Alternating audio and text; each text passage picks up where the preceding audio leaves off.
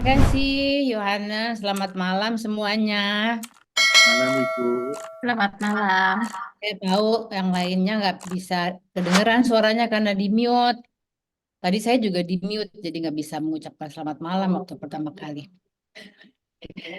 Uh, saya pertama mengucapkan terima kasih dan selamat kepada Dimas Anugrah dan Jessica Layantara ya atas terbitnya buku Filsafat Kematian, Rahasia Hidup Bahagia di Zaman Ini.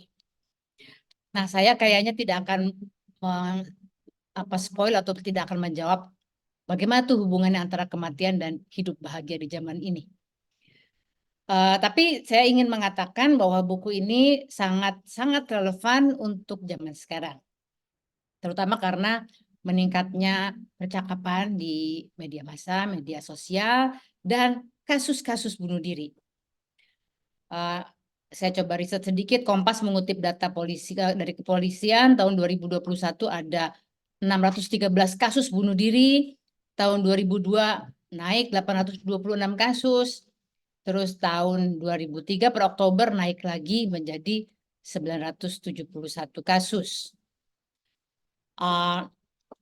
Ini saya juga kalau di dunia sastra, kita juga menemukan banyak novel dan puisi atau cerpen dan puisi yang berbicara mengenai depresi, mengenai mental health, dan mengenai bunuh diri. Jadi saya kok merasa waktunya memang cocok sekali ya, buku ini sangat relevan untuk menjawab isu yang sama-sama membuat kita was-was.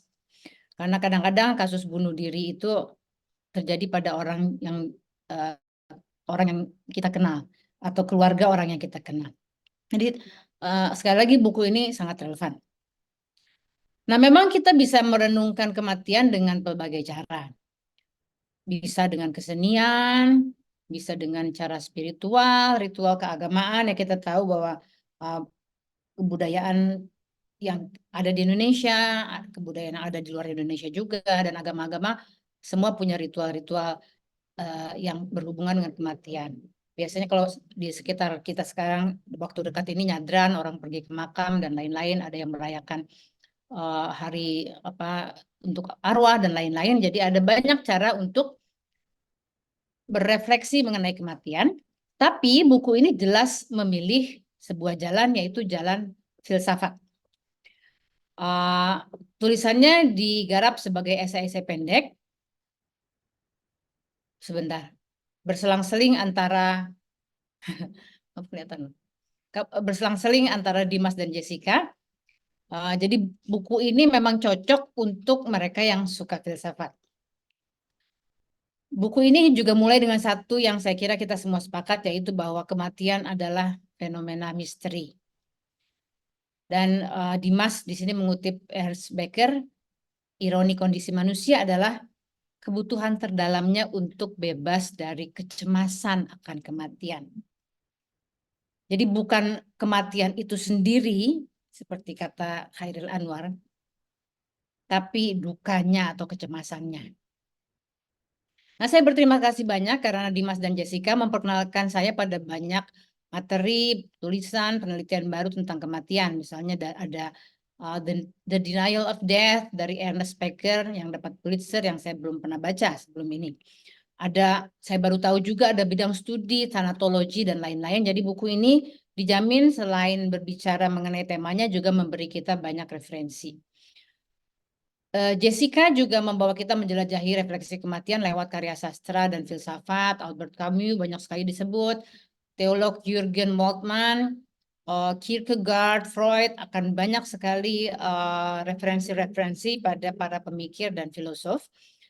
Tapi kalau kita mau rangkum, tawaran utama Dimas dan Jessica adalah menyambut kematian secara rasional. Kan kita percaya bahwa filsafat itu rasional. Di sini Dimas dan Jessica mengutip Epictetus yang terkenal, ketika kematian ada, saya sudah tidak ada. Ketika saya ada, kematian belum ada. Dan dengan demikian, hidup adalah mempersiapkan diri menuju kematian secara rasional. Nah, apakah ini yang akan membuat kita bahagia? Silakan nanti para penulis menjawabnya. Tapi persiapan-persiapan rasional itu misalnya kalau di dalam tulisannya Dimas, menyadari keniscayaan kematian, mengambil langkah-langkah praktis, misalnya menyiapkan wasiat, asuransi, dan lain-lain, bahkan juga termasuk mengampuni. Kemudian mempertimbangkan keyakinan spiritual. Dan ini betul sekali, saya kira sebagian dari kita sudah mengalami menemani kematian, dan saya mengalami kematian kedua orang tua saya. Dan di situ memang suatu kepastian yang diberikan oleh orang tua mengenai bagaimana mereka hendak meninggal, misalnya. Saya di sini beri contoh juga bagaimana ibu saya itu sudah sakit lama dan sudah berpesan jelas juga bahwa dia tidak mau masuk ICU. Dia tidak mau tubuhnya dipasangi selang-selang dan badannya dipaksa hidup dengan terlalu banyak alat bantu. Jadi ketika kondisinya semakin dekat, anak-anak itu tahu betul. Misalnya ada titik di mana saya hanya punya pilihan mengembalikan ibu ke rumah sakit, itu artinya masuk ICU atau menunggunya di rumah. Saya tahu apa yang harus dilakukan. Jadi persiapan mengenai bagaimana kita harus dipersiapkan itu akan membantu orang-orang di sekitar kita. Jadi betul sekali saya mendapatkan penguatan dari buku ini bahwa kita perlu mengambil langkah-langkah praktis. Sebenarnya saya punya pertanyaan yang tidak terjawab di buku ini. Pertanyaannya adalah, diceritakan di buku ini juga bahwa kita semua tidak mau mati, instingnya tidak mau mati. Dan saya teringat ibu saya yang saya temani ketika meninggal. Saya betul-betul menemaninya sendirian. Ibu saya itu cukup soleh ya, saleh lah. Dia selalu berdoa, menyiapkan diri untuk kematiannya kelak. Jadi secara rasional dia itu siap. Dia selalu bilang, nanti nek aku wis dipundhut gitu. Kalau aku udah diambil, nanti tolong begini-begini, itu dia selalu secara rasional sudah mengatakannya dengan jelas. Tapi ketika saat itu tiba, toh tidak semudah itu. Jadi saya melihat orang bisa secara rasional siap, tapi ada yang non-rasional itu yang tidak siap. Nah, setelah itu memang saya jadi berpikir, apakah ketakutan itu bukanlah dorongan ketubuhan manusia. Di sini kematian itu seperti melahirkan. Orangnya bisa siap secara rasional, tapi secara fisik dan mental. Tapi di sini kita melihat bahwa manusia itu, di sini saya lebih berpendapat bahwa rasio dan tubuh atau emosi itu tidak terpisahkan ya. Jadi mental, emosi, dan kesadaran juga punya aspek fisik. Nah, aspek fisik ininya tidak segampang itu siap ya. Jadi seperti melahirkan, orangnya mungkin siap tapi rasional siap, tapi pengalaman ini adalah pengalaman bertubuh yang traumatis atau melukai, atau dengan kata lain painful. Jadi apakah bukan bahwa ketakutan itu bagian dari ketubuhan manusia? Sekali lagi di sini emosi dan kesadaran juga punya aspek ketubuhan, aspek fisik. Jadi ketakutan yaitu adalah bentuk lain dorongan hidup, tidak perlu disangkal, tapi mungkin juga tidak cukup dipersiapkan secara rasional saja. Nah, ini pertanyaan saya pada buku ini, tapi mungkin itu juga perbedaan perspektif saya yang tidak dipilih oleh buku ini. Jadi pertanyaan saya adalah, apakah pendekatan terbaik menghadapi kematian adalah pendekatan rasional? Apakah betul kalau kita tahu tentang kematian, seperti misalnya yang ditulis di dalam buku ini, bahwa para yogi, para biksu yang hebat itu mengamati tubuh yang mati, apa yang terjadi dalam proses tubuh yang mati. Para ilmuwan juga begitu zaman sekarang. Apakah dengan mengamati secara rasional dan objektif kematian itu, kita jadi tidak takut? Itu pertanyaan. Ya, tapi sekali lagi ini mungkin perspektif saya yang mungkin berbeda dari kedua penulis buku. Nah, sekali lagi bagian berikutnya buku ini adalah yang penting juga adalah bagaimana kita dealing dengan atau mengatasi atau berhadapan atau mengalami duka. Jessica berbagi tentang pengalaman kematian ayahnya, dan saya kira itu bagian yang juga berharga dan sedikit karena sebagian besarnya adalah pendekatan yang sangat rasional. Di sini kita lihat pentingnya berduka bersama Freud, bersama komunitas dan bagaimana kemudian Freud membedakan antara duka dan melankoli dan lain-lain, ada banyak referensi di situ. Dan sementara Dimas membawa kembali kepada bahasan lewat Albert Camus, melihat duka itu bagi hidup adalah absurd, dan bagi Kierkegaard itu justru sebuah transformasi yang bisa mengantar kita kepada kerinduan akan yang abadi dan sikap berserah. Nah, kemudian Jessica masuk ke soal bunuh diri yang tadi saya katakan. Sebuah bagian yang penting yang didekati melalui banyak filsuf. Sekali lagi Albert Camus selalu disebut, kemudian Kierkegaard, Jürgen Moltmann, dan menarik juga di sini kita diberi tawaran bahwa kita tidak harus religius untuk belajar tidak bunuh diri, tapi kita bisa menggunakan Nietzsche. Jadi di sini ada beberapa tawaran untuk menolak atau menghindari bunuh diri, baik yang filosofis religius maupun yang filosofis agnostik. Setelah itu masih banyak filsuf dan pemikir yang lain yang disebut dari zaman Romawi sampai zaman sekarang, termasuk sampai referensi dari Nusantara sendiri, pepatah Jawa yang mengatakan, urip iku mung mampir ngombe. Sayangnya nggak disebut ngombene opo, minumnya apa gitu. Tapi sekali lagi ada banyak referensi yang buat saya baru, jadi terima kasih buku ini memperkenalkan saya pada pemikir-pemikir yang saya tidak kenal sebelumnya. Jadi dijamin, kalaupun Anda tidak menjadi berani menghadapi kematian atau tidak menjadi bahagia, Anda pasti tambah pintar. Itu jaminan membaca buku ini, ya. Belum tentu jadi bahagia, belum tentu jadi berani mati, tapi pasti tambah pintar. Jadi sekali lagi supaya nggak terlalu lama, buku ini sangat relevan di masa kini. Mungkin dulunya ditulisnya di zaman COVID, di mana kita berhadapan dengan banyak kematian. Tapi bahkan setelah pandemi berlalu, dan kita sekarang berhadapan dengan masalah lain, yaitu peningkatan wacana kesehatan mental dan tren bunuh diri di kalangan anak muda juga. Itu menjadikan buku ini semakin relevan juga buat anak muda. Akhirul kalam, saya ingin membacakan sepotong pengantar saya bahwa kita bisa menghadapi kematian dengan dekat dan sederhana, tapi kita juga bisa menghadapinya dengan filosofis. Kita bisa menghadapi kematian dengan doa, tapi bisa juga dengan jalan rasional atau rasionalisasi sekalipun. Dan saya kira kutub pendekatan itu bukannya tidak bisa bertemu, karena buku ini menunjukkan pertemuan itu. Saya ucapkan selamat dan terima kasih untuk Dimas Anugrah dan Jessica Layantara atas bukunya Filsafat Kematian. Terima kasih. Terima kasih Ibu atas pemaparannya untuk kesempatan pada malam hari ini.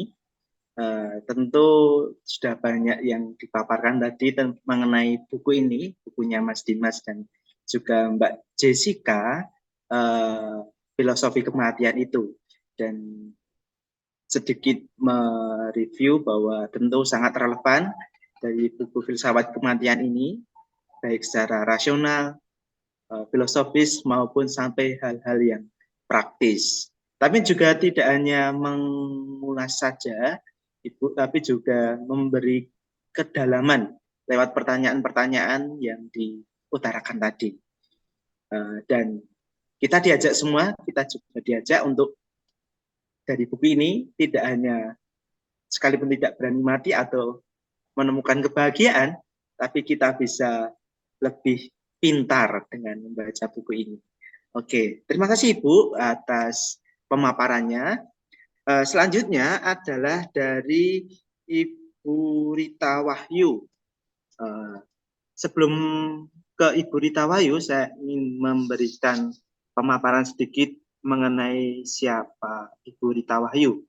Ibu Rita Wahyu adalah seorang pengajar sastra Ibrani. Beliau mengelola website edukasi teologi sarapan pagi Biblika. Selamat malam Ibu Rita. Selamat malam, Mas Kristi. Sehat-sehat Ibu? Aman. Aman, puji Tuhan. Baik Ibu, untuk kesempatan kali ini, waktu dan tempat kami persilakan untuk Ibu memaparkan tentang bedah buku pada malam hari ini. Monggo Ibu. Terima kasih. Saya ucapkan selamat untuk Mas Dimas dan Sis Jessica untuk buku yang bagus ini. Seperti yang Ibu Ayu tadi bilang, buku ini pasti akan membuat Anda lebih pintar. Saya suka sekali ungkapan itu. Dan saya memberikan beberapa catatan di setiap renungan-renungan yang ada di buku ini. Ada 10 renungan-renungan pendek dan isinya singkat, jelas. Yang pertama, tulisan dari Mas Dimas, mempersiapkan diri menyambut kematian secara rasional. Bahwa kematian adalah fenomena misteri yang seorang pun itu nggak dapat memastikannya. Dan di sini di renungan yang pertama, artikel yang pertama, Mas Dimas ada mengutip kata yang sangat terkenal, memento mori. Ingatlah kematianmu. Bagaimanapun manusia itu pada akhirnya pasti mati. Dan untuk yang renungan kedua ditulis oleh Sis Jessica, berciuman dengan kematian. Wow. Ketika saya diminta untuk memberikan ulasan mengenai filosofi kematian ini, saya senang sekali karena filsafat kematian itu disertasi saya. Saya membedah buku kitab Ibrani, kitab Kohelet yang juga pernah saya buka kelasnya di Circles Indonesia, dan filsafat kematian itu sangat dekat dengan kita. Dan judul yang untuk renungan yang kedua, berciuman dengan kematian, adalah cara yang baik untuk lebih mencintai kehidupan. Yang dimana di sini Sis Jessica itu memberikan 3 jalan memaknai kematian dari orang yang kita cintai. Yang dimana kita di situ sungguh mengalami kedukaan dan juga bisa men-sharingkannya bersama dengan komunitas. Dan yang ketiga, sadar kapan waktunya berhenti berduka. Dan mengenai istilah berciuman dengan kematian, ini dekat sekali dengan tulisan saya, yang dimana saya membedah satu ungkapan di Alkitab dalam kitab Ulangan 34 ayat 5 yang dibaca oleh orang-orang Yahudi, bahwa kematian Musa itu by the divine kiss. Jadi kematian Musa tidak mati karena dia sakit atau di umurnya yang tua, walaupun memang umurnya itu sudah 120 tahun, tetapi matanya, kekuatannya, semuanya masih sehat dan masih bugar. Tetapi Musa mati itu by the divine kiss, nesikat ilahi bahasa Ibraninya. Yang dimana dalam Ulangan 34 ayat 5 ini, dalam terjemahan bahasa Indonesianya, lalu matilah Musa, hamba Tuhan itu di sana di tanah Moab sesuai dengan firman Tuhan. Nah, ini kan terjemahan, sesuai dengan firman Tuhan. Akan selalu ada loss in translation. Naskah bahasa Ibraninya itu Alpi Adonai. Jadi kematiannya Musa itu Vayamot Moshe Evet Adonai Be'eretz Moab Alpi Adonai. Yang diterjemahkan dengan sesuai dengan firman Tuhan, itu arti harfiahnya itu sebenarnya melalui mulut Tuhan. Jika Musa itu mati melalui mulut Tuhan, maka artinya di sini Musa mati by the divine kiss. Maka saya sangat tergelitik sekali ketika Jessica memberikan judul berciuman dengan kematian, dan ini suatu istilah yang baik untuk melihat pengalaman kematian dari orang yang kita cintai, membuat kita seperti berciuman dengan kematian. Nah, istilah ini membuat kematian itu tidak begitu menakutkan. Nah, kemudian Mas Dimas di renungannya yang ketiga ada mencari akar duka ini. juga mengutip dari Albert Camus, duka cita bisa membuat orang merasa absurd sekaligus menyadarkan bahwa segala sesuatu itu tidak abadi. Nah, di Circles Indonesia, satu komunitas yang dikelola oleh Mas Dimas, yang di kelasnya itu saya juga mengikuti, Romo Setiawibowo itu pernah membedah bukunya sendiri yang judulnya Ataraksia. Di buku ini di halaman 7 itu menuliskan filsafat sebagai latihan mati. Wow, keren. Jadi untuk orang-orang yang suka berfilsafat, suka berpikir, kita akan dilatih bahwa satu saat kita akan mati dan kematian itu adalah keniscayaan dan perlu seumur hidup untuk belajar bagaimana berjumpa dengan maut. Nah, satu lagi artikel kedua yang ditulis oleh Sis Jessica, bersetubuh dengan kematian. Wah, ini judulnya keren-keren nih. Dan ini menjadi suatu esensi. Demi bersetubuh dengan kematian, mereka mengambil konsekuensi tidak lagi mencintai kehidupan. Nah, dari situ ada perwujudannya, yaitu tindakan bunuh diri, tindakan kekerasan, dan ini merupakan opposite dari berciuman dengan kematian yang sebelumnya dibahas. Jadi ini juga merupakan suatu perenungan yang sangat indah buat saya. Jadi walaupun bicara mengenai orang yang kurang mencintai kehidupan, tetapi bagaimanapun ini menjadi suatu renungan yang baik. Kemudian ada satu renungan yang judulnya melarikan diri dari kematian, Adieu la mort. Selamat tinggal kematian. Jadi ini adalah upaya manusia untuk kabur dari kenyataan bahwa kematian tidak dapat dilampaui oleh manusia. Orang yang nggak takut mati, dia akan merasa bahwa hidupnya itu singkat. Itu adalah ungkapan dari orang yang nggak takut mati. Tapi kalau orang yang takut mati, dia akan mengatakan, aku mau hidup 1000 tahun lagi. Nah, itu adalah sebenarnya ungkapan yang orang takut mati justru akan mengatakan, aku mau hidup 1000 tahun lagi. Orang yang nggak takut mati, aduh kok hidup ini singkat ya, seperti setarikan nafas. Nah, itu adalah beberapa paradoks dari ungkapan-ungkapan. Nah, terus Mas Dimas juga membahas mengenai 2 hal mengenai kematian. Kenapa 120 tahun menjadi patokan kesempurnaan umur panjang? Nah, ini sebenarnya ada dasar filosofisnya.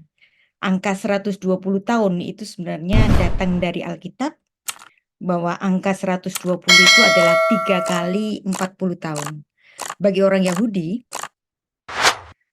audiens utamanya dari Musa ini, mereka memandang 40 tahun adalah angka generasi. Sehingga 120 tahun adalah 3 kali generasi. Dan itulah yang dialami oleh Musa. Musa 40 tahun menjadi Prince of Egypt. Kemudian 40 tahun kedua dia menjadi pengelana. Kemudian 40 tahun ketiga dia menjadi pemimpin bangsa yang membebaskan bangsanya dari perbudakan di Mesir. Sehingga umur 120 tahun seperti Musa yang kematiannya itu dia tidak dalam keadaan sakit dan badannya masih bugar, matanya masih bagus, angka 120 tahun menjadi patokan kesempurnaan umur panjang. Tapi bagaimanapun 120 tahun ketika seseorang itu umurnya 120 tahun ketika menghadapi kematian pada nafasnya yang terakhir, dia akan merasa bahwa hidupnya sungguh singkat. Dan inilah kematian merupakan bagian integral dari kehidupan. Di artikel ini, di renungan ini yang judulnya 2 hal mengenai kematian, Mas Dimas mengambil filsafat Jawa, urip ing donya mung mampir ngombe, ngombe opo, ngombe teh, ngombe kopi. Dan inilah Ada 3 fase yang dihadapi oleh manusia. Yang pertama adalah purwo, permulaan ketika seorang itu dilahirkan. Yang kedua madya, madyo ketika manusia itu menjalani kehidupannya. Kemudian yang ketiga akhir kehidupan, yaitu kematian. Dan semua orang pasti mati. Kemudian Sis Jessica membahas juga mengenai sisi tergelap dari kematian. Kematian itu selalu menghadirkan sisi yang menantang, misterius, tapi memanggil kita semua untuk mencicipinya. Nah, jadi inilah keadaan yang sebenarnya dihadapi semua orang, tetapi ini bisa diatasi. Buku ini memberikan tips-tips bagaimana menghadapi kematian yang tidak harus dipandang sebagai sesuatu yang absurd atau sesuatu yang menakutkan.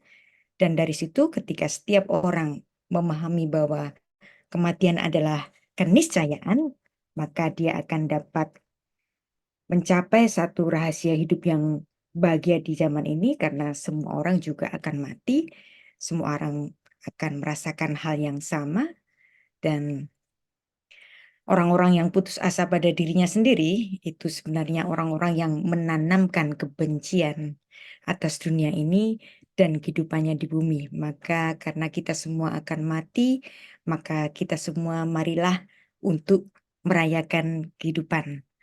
Dan Mas Dimas juga menulis satu judul yang membicarakan kematian. Manusia itu sering melihat hidup itu identik dengan berkat, kematian identik dengan kutukan, hidup itu berarti persekutuan, sedangkan kematian adalah ketiadaan hubungan. Fakta fisik yang murni tentang keberadaan atau kebinasaan hanya membentuk latar belakang dari fenomena khas manusia dalam hubungan sosialnya sejak hari awalnya sampai hari terakhirnya. Manusia membicarakan kematian sejak awalnya dulu, ya, termasuk kitab suci, termasuk kitab Kohelet adalah kitab filsafat kematian, termasuk kitab filsafat kematian yang paling awal. Dan buku ini bagus sekali untuk merayakan kehidupan, dan kitab Kohelet itu di antara orang-orang Yahudi selalu dibacakan pada hari raya merayakan kehidupan, yaitu hari raya Sukkot atau hari raya Pondok Daun. Dan di sini yang perlu kita lihat lagi dari filsafat kematian yang ditulis oleh Mas Dimas dan Mbak Jessica ini, saya kutip kembali apa yang ditulis oleh Romo Setiawibowo dalam konteks membicarakan kematian, dan itu sebagai latihan mati. Mengapa latihan mati? Apa sih gunanya bicara kematian? Manusia itu perlu bicara kematian karena kematian itu begitu dekat dengan keseharian. Nah, jadi kematian dapat didialogkan kapan saja, di mana saja, di ranah antar agama dan kepercayaan, dan ini kita bisa mendialogkan karena semua agama, bahkan orang ateis pun tahu bahwa dirinya suatu saat akan mati. Yang dimana dari filsafat ini kita dapat melihat sisi teologis, sisi psikologis, sisi antropologisnya. Yang kedua, kematian walaupun suatu objek yang tidak dapat diverifikasi secara ilmiah atau empiris, tapi secara psikologis dapat dibicarakan dari sisi bagaimana respon setiap orang menghadapi kematian. Dan yang ketiga, membicarakan apa dampaknya di dalam hidup ini. Kematian itu dapat dibicarakan dengan tidak perlu memperdebatkannya, sebab kematian adalah sebuah keniscayaan, semua orang akan menghadapi kematian tubuh. Dan saya akan berikan satu closing statement untuk buku ini. Jadi buku ini meskipun tidak begitu membicarakan Tuhan, filsafat kematian termasuk lebih pada pendekatan filsafat ketuhanan. Buku ini menjadi respon sikap masyarakat yang pesimis dan gelisah menghadapi kehidupan sosial, politik, dan ekonomi yang suram akibat gaya hidup masyarakat modern dan tentu saja keniscayaan manusia yang pasti mati. Buku ini bisa menjadi empowering peran iman dalam kehidupan dan acceptance. Manusia yang umurnya terbatas, menua, sakit, lalu mati. Saya ucapkan selamat untuk Mas Dimas dan Jessica untuk bukunya yang sangat inspiratif ini. Shalom.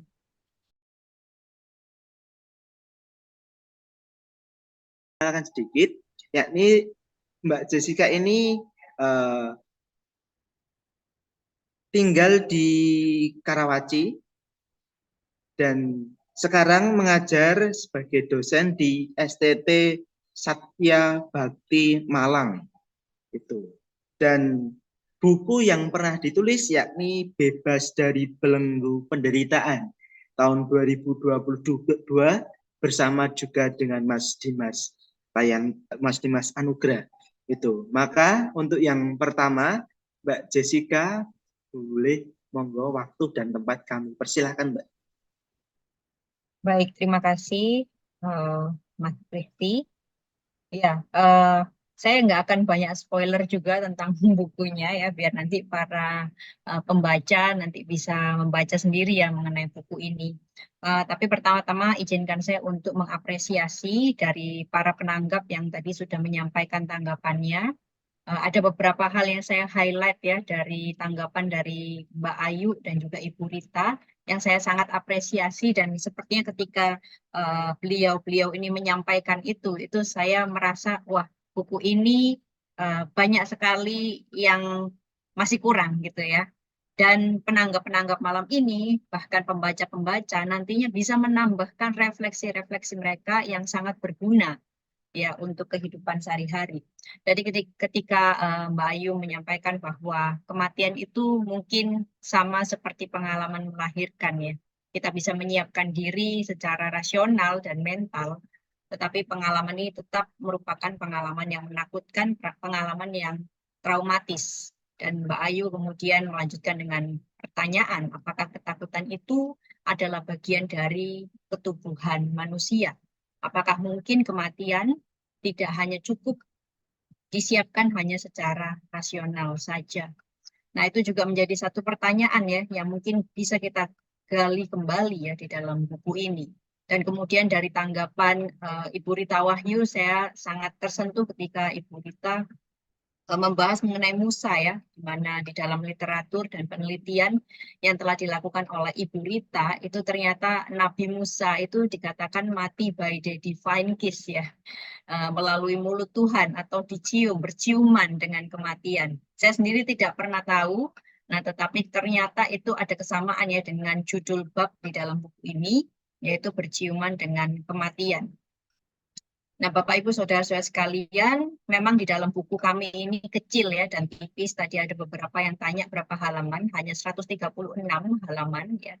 Nah, jadi di sini kami para penulis ingin mengajak pembaca untuk dapat bersama-sama dengan kami para penulis yang sama-sama kami juga mempersiapkan diri baik secara rasional dan mungkin juga bisa ditarik ke arah praktis untuk menghadapi realitas yang tidak terhindarkan dari kematian itu sendiri. Kematian itu bukan hanya bicara mengenai kematian kita, tapi juga kematian orang-orang di sekitar kita, bahkan orang-orang yang terdekat, orang-orang yang paling tercinta. Buku ini mencoba mengingatkan bahwa akan ada sebuah titik akhir dari segala kehidupan. Dan kami berharap memang buku ini dapat sedikit banyak ya membuat kita memikirkan kembali. Mungkin kita selalu memiliki persepsi yang negatif atau ketakutan yang berlebih yang dimiliki pembaca terhadap kematian.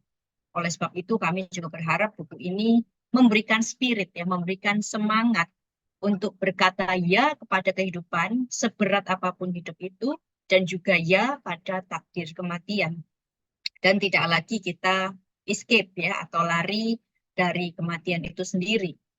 Selain itu kematian yang saya sebut sebagai salah satu dari sedikit kepastian dalam kehidupan ini, ya, itu justru seringkali memicu refleksi mendalam tentang arti keberadaan kita dan tujuan kehidupan kita. Dengan mengingat tentang kepastian kematian, kita justru terdorong untuk menghidupi hidup kita dengan lebih baik. Andaikan hidup kita ini adalah sebuah buku ya, atau sebuah cerita yang pasti memiliki ending atau akhir, itu kita harapkan untuk dikerjakan semaksimal mungkin karena kita ingin menutup cerita kita masing-masing dengan kebahagiaan. Kami menulis buku ini sebagai bentuk eksplorasi akan tujuan dan makna hidup yang digali dari kematian sebagai endingnya. Dalam setiap bab kami mengundang pembaca untuk mempertimbangkan berbagai makna yang dapat terkandung dalam pengalaman kematian, serta menggali pertanyaan-pertanyaan yang mungkin muncul sehubungan dengan topik ini. Jadi memang buku ini tidak pernah kami maksudkan untuk memberikan jawaban yang konkret, ya. Buku ini lebih bertujuan untuk menjadi sebuah refleksi yang mengundang kita semua untuk menjalani proses yang saya sebut introspeksi yang dalam, refleksi yang dalam tentang kematian. Dengan tidak memberikan jawaban yang instan dan jawaban yang pasti, pembaca diundang untuk menemukan makna masing-masing dalam pengalaman hidup di bawah bayang-bayang kematian. Bahkan mungkin tidak sedikit pembaca yang justru tergelitik untuk mempertanyakan hal-hal tentang kematian yang tadi sudah diwakili oleh pertanyaan dari Mbak Ayu dan kemudian dari Prof. Hadi tadi, ya, yang sebelumnya mungkin tidak pernah kita pikirkan sebelum kita merenungkan secara mendalam mengenai kematian. Di samping itu saya juga ingin membahas, mungkin ada yang bertanya-tanya ya, mengapa buku ini tidak membicarakan soal afterlife ya, atau apa sih yang terjadi setelah kematian. Memang kami tidak membahas secara khusus kepada itu karena memang fokus dari buku ini sejak awal adalah pada pengalaman hidup saat ini dan bagaimana kita meresponnya dalam konteks kematian. Hal ini dilakukan tanpa memasuki spekulasi atau pandangan-pandangan tertentu atau pandangan mengenai keyakinan tertentu tentang apa yang mungkin terjadi setelah kematian itu sendiri. Buku ini merupakan pembicaraan dalam kehidupan yang menyoal kematian. Dengan demikian tujuan kami adalah untuk menjadikan kematian sebagai cermin bagi kehidupan saat ini yang memungkinkan kita untuk mengambil hikmah, kebijaksanaan, pemahaman yang dapat diterapkan dalam hidup kita sehari-hari. Akhir kata, karena hari ini adalah tanggal 16 April 2024, di mana dunia sedang memperingati semicolon day, titik koma, hari titik koma. Hari yang memperingati atau memberikan awareness bahwa banyak sekali orang yang berpikir untuk mengakhiri hidupnya. Bahkan ada orang-orang yang memang telah mengakhiri kehidupannya sendiri. Saya ingin mengingatkan karena kita sedang bicara mengenai kematian, hari ini kita juga mengingat akan kematian atau tanda titik itu sendiri. Semua orang akan menghadapi tanda titik, akhir dari kehidupannya. Tetapi di hari ini, saat ini, detik ini, let it be semicolon, titik koma. Mari kita melanjutkan hidup kita sampai kematian secara resmi menjemput kita. Mari merajut kehidupan seindah mungkin dan menutup buku kita dengan membahagiakan. Terima kasih atas semua perhatian dari Bapak Ibu. Saya serahkan kembali. Baik, Ibu Jessica, terima kasih atas pemaparan sedikit mengenai buku ini dan maksud dan tujuan serta sinopsis dari buku ini. Selanjutnya akan dipaparkan juga dari penulis yang salah satu ini, yakni dari Mas Dimas Anugrah. Mas Dimas Anugrah lahir di Surabaya, sekarang tinggal di Jakarta Barat, itu, dan mengajar di program ODB University itu, dan menjadi ketua komunitas Circle Indonesia Lingkar Filsafat. Maka dari itu, dan pada kesempatan ini kami berikan kepada Mas Dimas untuk memaparkan sedikit mengenai buku ini. Monggo Mas Dimas. Baik, terima kasih Mas Kristi. Yang saya hormati kawan-kawan sekalian, rekan penulis saya, Sis Jessica Leentara, Mbak Ayu, Mbak Rita, para guru saya, para sahabat saya semua yang hadir di acara launching buku pada malam hari ini. Selamat malam, terima kasih telah hadir, dan terima kasih sudah mendukung kami dalam meluncurkan buku ini. Secara khusus untuk penerbit Kanisius, Anton, Mbak Krisna, Mas Kristi, dan Ibu Bapak sekalian yang saya tidak bisa sebutkan satu persatu. Satu kehormatan ya, bahwa buku kami bisa diterbitkan oleh penerbit yang sangat bagus, penerbit yang menjadi favorit saya sejak lama, ya, karena buku-bukunya yang berkualitas. Terima kasih Kanisius atas kesempatan yang baik ini. Well, teman-teman sekalian,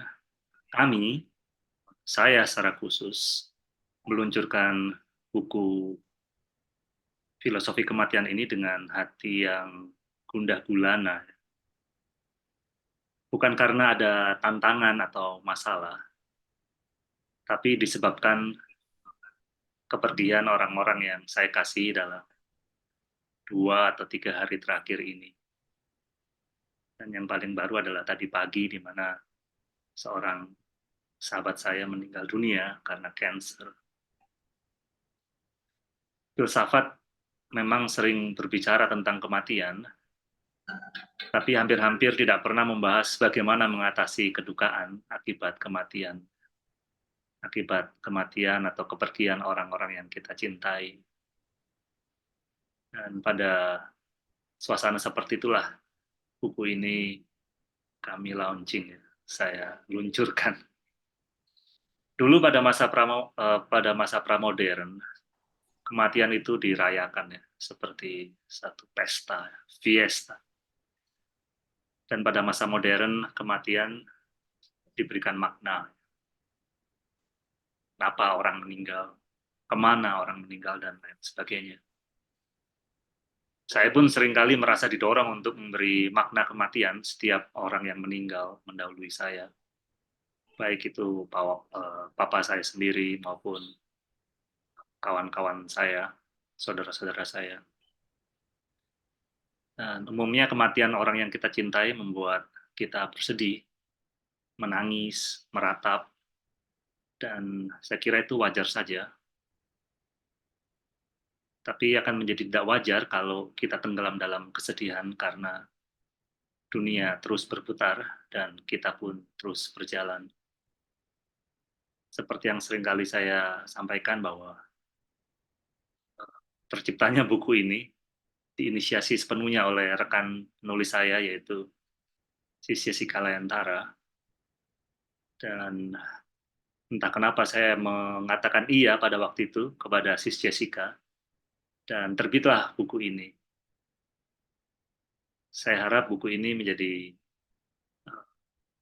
teman persiarahan ya bagi semua yang membaca, dan menjadi manfaat bagi setiap kita, siapapun yang membacanya, baik di generasi kita maupun anak cucu kita nanti. Tentu tidak ada orang yang tahu dengan pasti apa yang akan terjadi setelah kita meninggal dunia. Dan berbagai tawaran telah diberikan kepada kita. Di dalam buku saya pun mengajak kawan-kawan untuk menghargai tawaran religius ya. Meskipun di dalam buku ini kami tidak membicarakan sesuatu yang bersifat religius, tapi mencoba untuk sama-sama memikirkan kematian itu dan memikirkannya secara rasional. Di akhir daripada sambutan saya ini, komentar saya ini adalah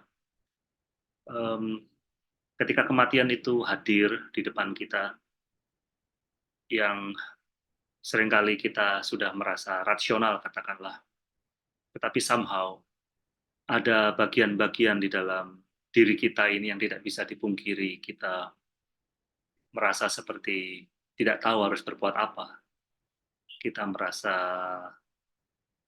banal ya, antara pikiran dan perasaan itu bisa jadi tidak nyambung ya. Ada suatu disequilibrium ya, nggak nyambung antara apa yang kita pikirkan dan yang kita rasakan.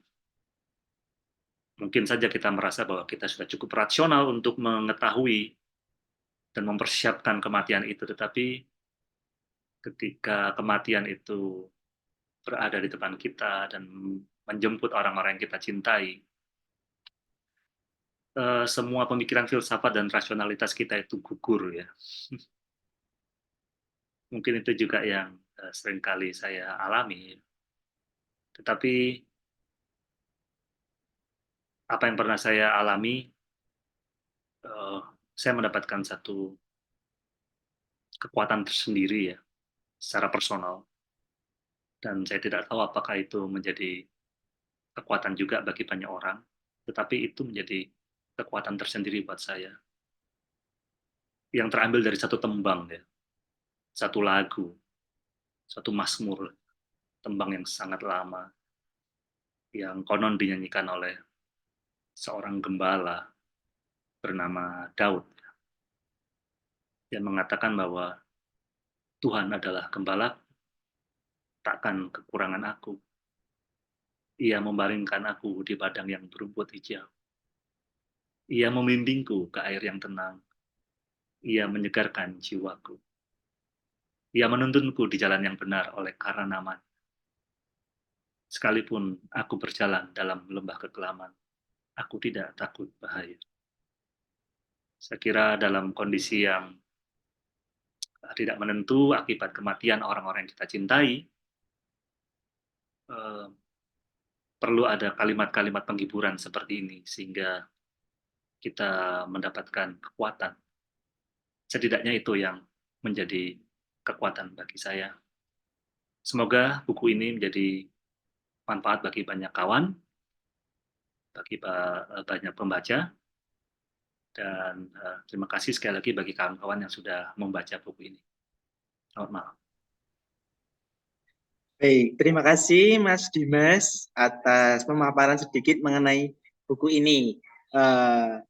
Baik, untuk sesi selanjutnya yakni ada sedikit opini dari pembaca. Yang pertama kami persilahkan kepada Mas Ucok Satria Marpaung. Apakah sudah hadir di forum Zoom ini? Mas Ucok, selamat malam. Halo, selamat malam semua.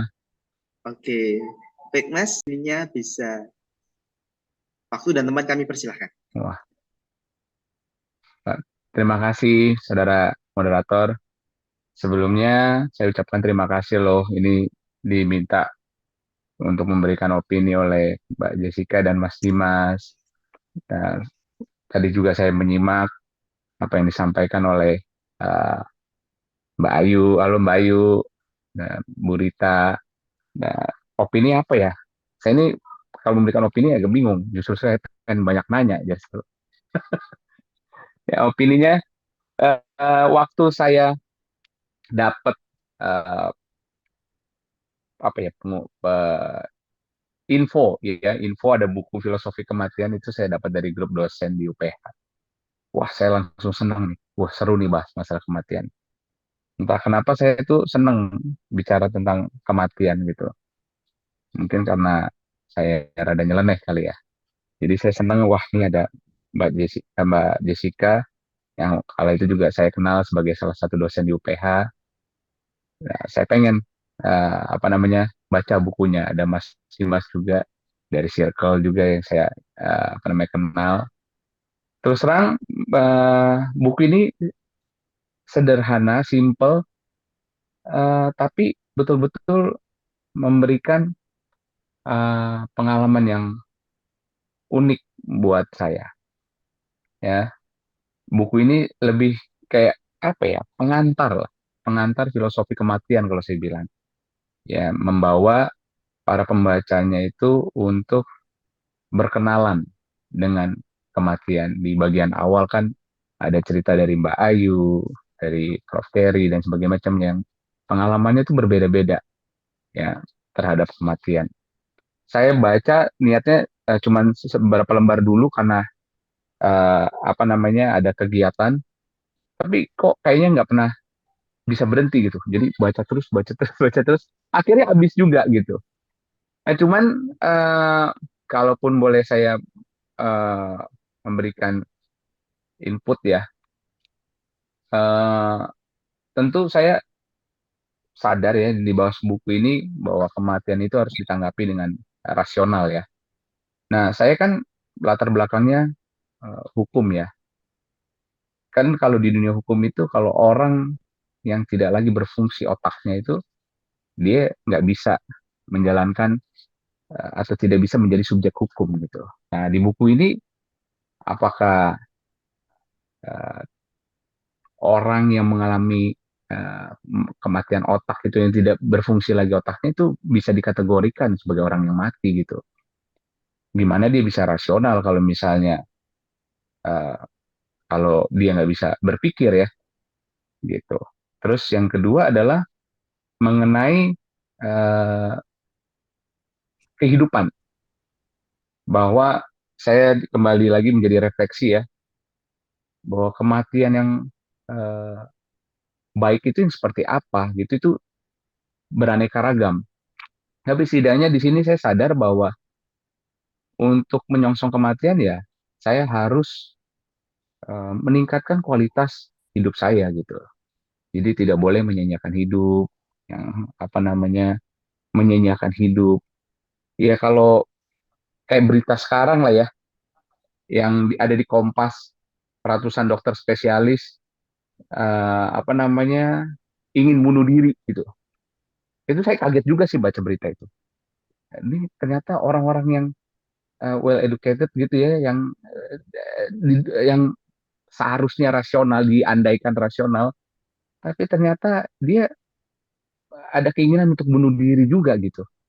Jadi agak bingung juga ya, bahwa kematian itu harus ditanggapi dengan rasional, malah dia pengen mati gitu. Saya juga berpikir bahwa apakah kematian itu bisa dikatakan ada orang yang memang kematian itu menjadi tujuan gitu. Jadi dari buku ini saya baca apakah memang kematian itu bisa dijadikan bahwa tujuannya adalah untuk mati gitu. Dengan kematian itu bisa membawakan kebaikan gitu.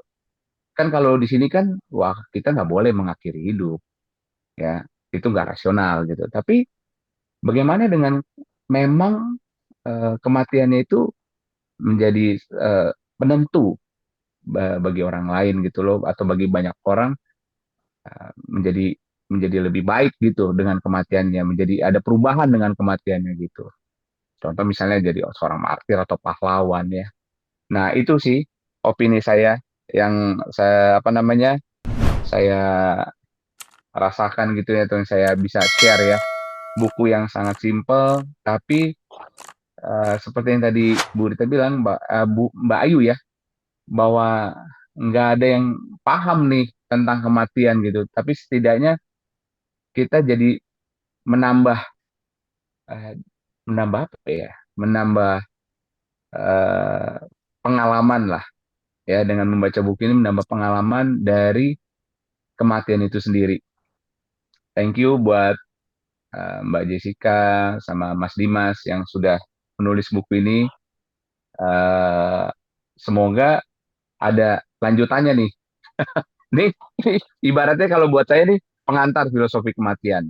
Jadi eh, asik bacanya, terus juga memberikan pencerahan buat saya, buat apa namanya nih sih, buat orang-orang yang muda-muda harusnya baca buku ini ya, biar dia nggak gampang frustasi atau setidaknya memberikan semangat atau support bagi orang yang sedang down atau ingin mengakhiri hidupnya gitu. Itu aja sih dari opini saya. Baik, Pak, terima kasih atas opininya. Selanjutnya, tadi sudah ada pertanyaan dari Profesor Hadi, barangkali bisa menjawab dari penulisnya dulu, Mas Dimas ya. mengenai segmentasi buku ini. Iya. Monggo Mas. Terima kasih Prof. Hadi untuk respons dan pertanyaannya. Membicarakan kematian memang mungkin belum banyak literasi yang membahas tentang bagaimana membicarakan kematian ya Prof. Mohon maaf kalau saya keliru. Tapi sependek yang saya tahu memang saya jarang membaca. Tapi pertanyaan Prof. Hadi tadi kan kapankah waktu yang paling tepat ya.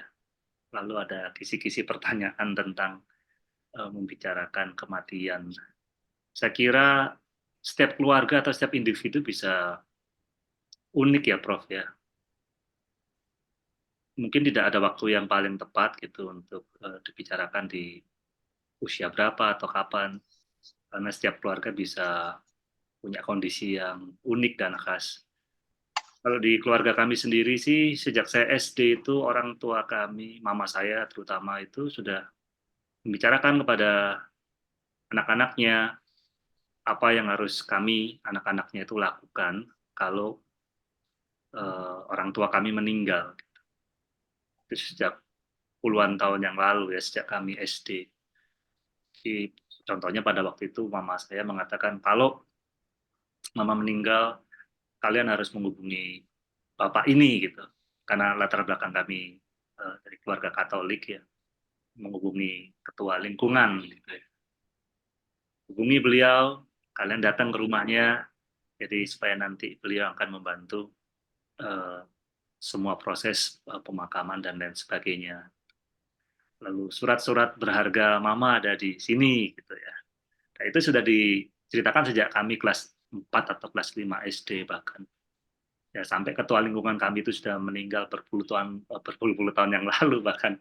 Tapi ya keluarga kami masih utuh sampai sekarang. Tapi setidaknya itu adalah contoh bagaimana keluarga kami membahas tentang kematian. Lalu juga ada pertanyaan dari Mbak Ayu ya, Mas Kristi tadi kepada penulis, mungkin nanti Sis Jessica boleh menambahkan ya. Ketika saatnya tiba, tidak selalu mudah realitasnya. Apakah ketakutan itu bukanlah suatu bagian dari ketubuhan manusia? Ya, saya setuju Mbak Ayu bahwa ketakutan akan kematian juga menjadi satu bagian dari ketubuhan kita ya. Dan bisa saja kita lupa akan apa yang kita persiapkan, tapi setidaknya dengan latihan setiap hari mungkin saja kita bisa lebih siap gitu ya ketimbang dari orang-orang yang tidak pernah mempersiapkannya sama sekali. Ya, saya kira itu Mbak Ayu dan Prof Hadi yang bisa saya jawab. Baik. Terima kasih Mas Dimas. Mbak Jessica ada tambahan? Ya, kalau dari saya menarik ketika Mbak Ayu menyejajarkan pengalaman menghadapi kematian dengan pengalaman mau melahirkan gitu ya. Mungkin melahirkan anak pertama itu ya, yang paling deg-degan gitu. Ya, saya sendiri juga mengalami hal itu. Ketika memang selama 9 bulan sudah membaca begitu banyak literatur, melahirkan tuh seperti ini loh ya, dikasih tahu rasionalnya sudah cukup kuat lah ya untuk dikasih tahu nanti prosesnya seperti apa gitu kan. Tapi memang ketika menghadapinya sendiri ya gimana ya? Bukannya hilang sih sebenarnya kalau saya menghadapinya ya ada di dalam otak saya, tapi memang keberanian itu ya muncul dari dalam diri yang sulit dijelaskan memang ya. Dan memang kalau melahirkan itu kan memang ada juga kemungkinan untuk meninggal ya. Jadi saya rasa penyejajaran itu juga penting gitu karena banyak orang juga melahirkan dan akhirnya karena melahirkan justru menghadapi kematian gitu ya. Jadi mungkin memang saya setuju dengan Mbak Ayu bahwa ada pengalaman ketubuhan yang saya tidak tahu ya apakah memang itu terpisah dari rasio ataukah itu bagian dari keseluruhan manusia yang memang tidak dapat terbagi-bagi gitu ya. Tetapi memang pengalaman itu nyata adanya. Tapi saya rasa pendekatan rasional pun itu penting, karena menurut pengalaman saya waktu itu sih tidak hilang ya, tetap ada di dalam otak. Tetapi memang ada sesuatu, saya setuju, ada sesuatu keberanian yang harus dipersiapkan gitu, yang entah itu datangnya dari mana. Itu saja dari saya. Terima kasih Mbak Jessica atas tanggapannya. Satu lagi dari opini pembaca yakni Dr. Destrian. Apakah sudah bergabung dari Iya, Destrian? Oke. iya, baik. Maaf, saya koreksi sedikit, Dokter Destrin. Oh, Destrin nama saya. Dokter, ya baik dokter. Baik, terima kasih. Maaf tadi saya masih ada kesibukan, jadi saya tidak langsung berespon. Jadi kalau diminta untuk opini tentang buku ini, saya rasa ini buku yang sangat layak gitu ya untuk dibaca gitu ya. Karena menurut saya buku ini sungguh unik gitu ya, sungguh unik dan cukup berani gitu ya mengangkat tema tentang kematian gitu ya. Karena menurut saya tidak banyak loh orang yang mau apa ya, orang yang mau membicarakan tentang kematian gitu ya. Bahkan menghindari membicarakan tentang kematian. Memikirkannya saja tuh rasanya bergumul gitu ya, berat gitu ya memikirkan kematian. Entah itu kematian diri sendiri ataupun kematian orang yang dikasihi gitu ya. Namun mengapa saya bilang buku ini layak banget gitu ya untuk dibaca dan dimiliki, karena sekarang-sekarang ini kita tuh terlalu sibuk ya, terlalu sibuk dengan berbagai macam kesibukan urusan kita, entah itu pekerjaan, keluarga, dan lain-lain, sehingga tema kematian ini tuh seringkali terluput gitu ya. Dan ketika membaca buku ini, ketika saya terima buku ini dan saya baca lembar demi lembarnya, itu saya sangat apa ya, sangat terkesan. Bahkan di halaman-halaman awal saya sempat juga apa ya, terkuras emosi gitu ya. Ada bagian yang cukup menyentuh hati juga. Pada intinya sih setelah membaca buku ini saya menjadi sadar bahwa di dunia ini kita tuh apa ya, sementara gitu ya. Kita nggak punya banyak waktu di dunia ini, dan bagaimana memanfaatkan waktu yang sementara ini untuk hidup yang life well lived gitu ya. Bagi orang-orang sekitar kita, bagi orang-orang yang kita cintai gitu ya. Dan mungkin ketika membaca buku ini bukan berarti lalu kita langsung berani gitu ya, langsung siap menghadapi kematian diri sendiri maupun orang lain gitu. Tetapi dengan membaca buku ini, sekali lagi kalau buat saya pribadi, seperti di apa ya, ditepuk gitu ya, ditepuk, diingatkan gitu kembali di tengah-tengah banyaknya isu-isu lain gitu ya, kesibukan kita di berbagai hal, tapi buku ini mungkin bisa ya mengingatkan kembali akan keberadaan diri kita. Mungkin itu saja. Maaf kurang lebihnya. Terima kasih untuk kesempatannya. Terima kasih dokter atas opininya. Selanjutnya ini ada pertanyaan dari Mas Stefanus mengenai metode riset dari penulisan buku ini. Apakah bisa dijawab oleh Mbak Jessica mengenai penulisan metode riset penulisan buku ini? Ya, terima kasih atas pertanyaannya. Memang sih kalau dikatakan apakah ini hasil riset, misalkan kuantitatif gitu mengumpulkan data, itu tidak ya, tidak seperti itu. Dan kemudian mungkin lebih kepada refleksi ya, refleksi dari kami berdua, dari banyak buku-buku yang kami baca, dari banyak sumber-sumber yang kami lihat gitu ya, fenomena-fenomena yang kami perhatikan, maka buku ini bisa ditulis gitu. Jadi memang tidak rigid ya metodenya itu harus metode apa, karena memang buku ini kalau dibilang buku akademis, apakah ini buku akademis gitu ya? Tadi Mbak Ayu bilang ya setidaknya kita tambah pintar. Tetapi memang ini bukan akademis yang rigid, enggak gitu. Jadi memang berdasarkan refleksi dan pengalaman kami saja gitu. Dan memang lebih ke praktis sih buku ini. Gitu. Mungkin Mas Dimas mau menambahkan, silakan. Sudah cukup saya kira itu Sis Jessica. Ini adalah buku esai ya, buku refleksi yang bebas yang sifatnya bukan buku berdasarkan metodologi research khusus kualitatif atau kuantitatif. Baik. Baik, terima kasih Mbak Jessica, Mas Dimas. Pada kesempatan selanjutnya akan dibuka pertanyaan bagi para audiens, semuanya saja, Bapak, Ibu, saudara-saudari yang hendak bertanya, bisa mengajukan pertanyaan lewat forum chat maupun lewat desain. Dari Dr. Jimny, apakah ada yang perlu dipertanyakan? Ya, saya terima kasih Pak Kristi Kanisius. Saya ingin memberi pengalaman saya, opini aja. Tanggal 17 Maret kemarin, anak rohani saya itu tiba-tiba meninggal dunia. Sudden death. Di kamar saya. Kita ada bertiga waktu itu. Lalu saya mencoba, karena saya dokter, jadi kita lakukan CPR, dan ternyata itu tidak membantu, dan saya berada di dalam kesedihan yang sangat-sangat mendalam. Tapi pada waktu saya membaca buku Filosofi Kematian, justru inilah yang menguatkan saya.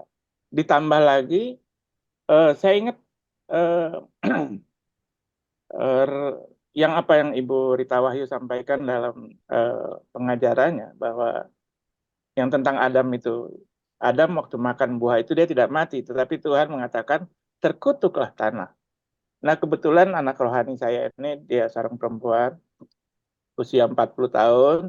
Kami sudah 2 tahun selalu rutin mengikuti setiap kali Ibu Rita Wahyu keluar YouTube-nya. Nah, kami selalu nonton dan kami selalu bahas. Terima kasih Ibu Rita. Jadi setelah dia meninggal, saya baca buku filosofi ini. Dan ternyata itu sangat membuka wawasan saya. Dan justru malah ini bagus untuk dokter, karena kebanyakan kalau orang lahir dia bisa didukun, bisa di mana, bidan atau apa, tapi kalau mati pasti di tangan dokter dia. Nah, mungkin ke depan saya akan membeli beberapa buku dan akan saya sumbangkan untuk perpustakaan Fakultas Kedokteran di tempat saya mengajar. Demikian itu opini saya saja. Terima kasih Bu Rita yang sudah mengajar tentang kitab Kohelet, lalu kemudian Mas Dimas dengan Bu Jessica, bukunya bagus sekali, sangat menguatkan gitu. Itu opini saya. Bagus, mantap. Baik, 5 terima bintang. kasih. 5 bintang dari saya. Baik, terima kasih atas bintangnya, Pak Ya, Dokter. terima kasih. Ya, untuk Mbak Jessica tadi ada tanggapan? Cukup? Oke, baik. Untuk selanjutnya ini dari pertanyaan dari Bapak Arkam Jayadi, izin bertanya.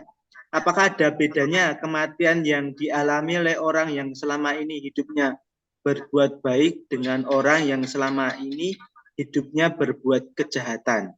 Barangkali Bu Rita Wahyu atau Ibu Ayu Tami bisa menjawab tentang pertanyaan ini. Boleh diulang?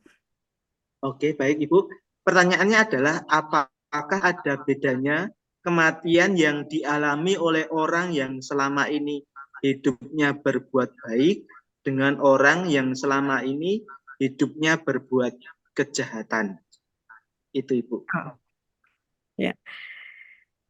Kematian itu keniscayaan, dan kemalangan itu bukan berarti orangnya dosanya banyak. Ada banyak orang baik tapi malang. Contohnya di Alkitab itu misalnya Ayub orang baik tapi mengalami kemalangan yang luar biasa. Jadi kemalangan orang itu bukan representasi dari dosanya, termasuk juga cara matinya. Nah, kalau cara mati enak, apakah itu selalu orang baik? Enggak juga. Banyak juga orang-orang baik kematiannya sangat mengenaskan, apalagi kematiannya itu kalau sedang mempertahankan kebenaran gitu kan, atau mati sebagai martir kan, mati bukan cara yang baik. baik juga. Jadi cara mati bukan representasi dari baik atau tidaknya orang itu. Mas Kristi, itu dari saya. Baik, Ibu Rita Wahyu, terima kasih atas jawabannya. Selanjutnya dari Mas Nuruddin. Mas Nuruddin, halo, selamat malam. Halo, bisa terdengar, Mas? Bisa? Baik, Mas, suaranya udah bagus. Ya. Monggo, Mas. Ya, terima kasih. Selamat malam semuanya. Terima kasih atas kesempatannya. Ya, jadi mungkin saya juga baca buku itu belum selesai ya. Tapi entah ini saya komentar atau pertanyaan. Tapi yang pertama saya lihat buku ini menarik ya, karena di Indonesia setahu saya yang menerbitkan tentang kajian tentang filsafat kematian itu tidak banyak.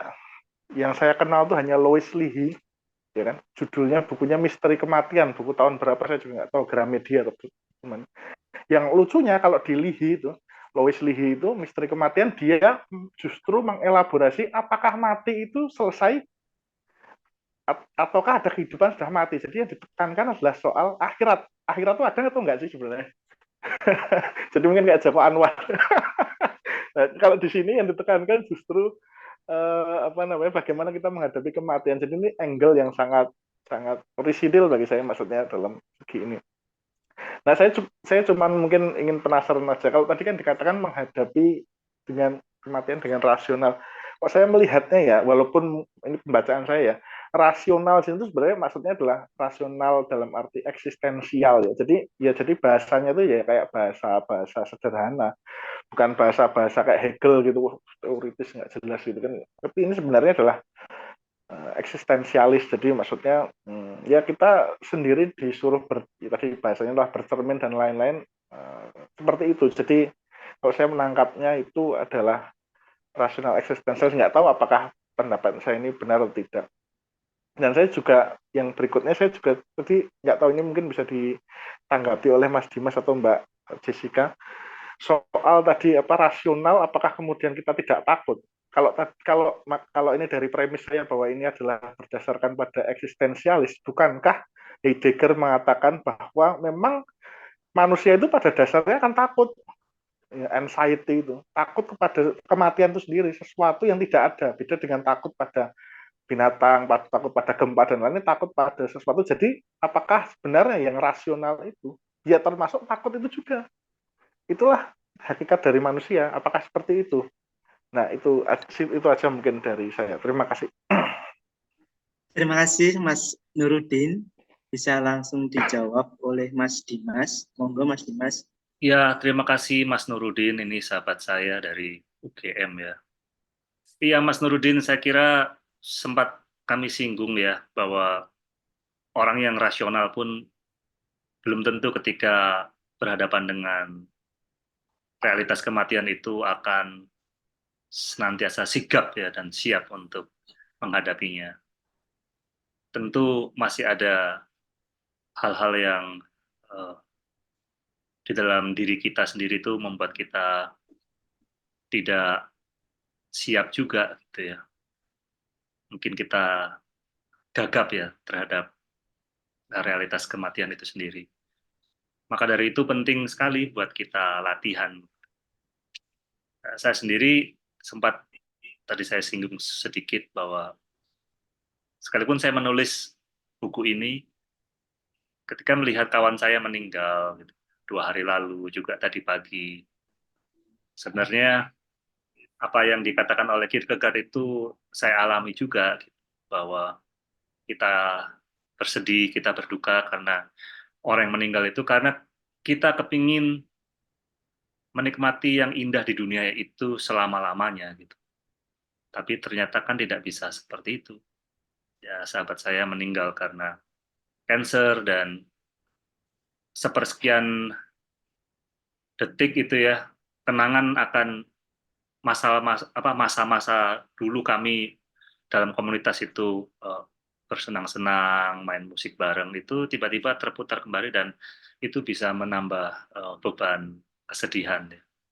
Namun untungnya kita kan punya kesempatan untuk belajar mempersiapkan diri. Ya sudah, selesai. Di dalam buku ini, di bab kedua, saya mengajak kita sama-sama belajar ya untuk melepaskan diri dari kemelekatan mutlak ya. Bukan berarti tidak boleh melekat. Tentu kita bisa melekat pada orang-orang yang kita cintai, tetapi melekat secara mutlak ya, saya kira itu yang akan membuat kita semakin susah ya untuk mengatasi kedukaan itu ya. Pasangan kita akan meninggal, orang-orang yang kita cintai akan meninggal, orang-orang yang kita kagumi akan meninggal. Tapi kalau kita belajar untuk melepaskan diri dari kemelekatan mutlak, saya kira itu akan menolong kita untuk menghadapi hari-harinya nanti. Saya kira seperti itu, Mas Nurudin. Semoga sedikit membantu ya menjawab. Terima kasih Mas Dimas. Dari Mbak Jessica maupun kepada para narasumber, apakah ada yang menanggapi?